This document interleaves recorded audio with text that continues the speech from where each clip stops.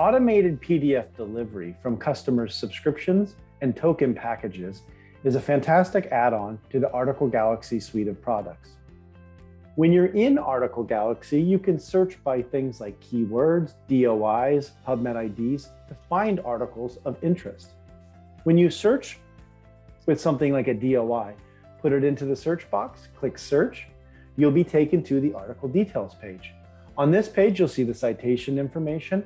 The system will also let you know how you can acquire this particular article.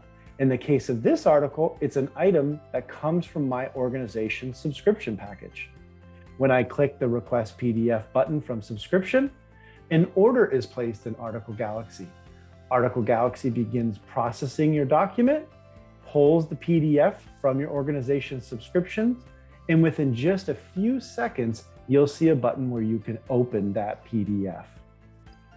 The process is very similar when ordering an item from your organization's token packages. Automated PDF delivery from a token package, you'll search for an article, be taken to the article details page. Article Galaxy will let you know that the requested PDF comes from your organization's token package. You'll submit your order just like you did with a subscription. An order is placed.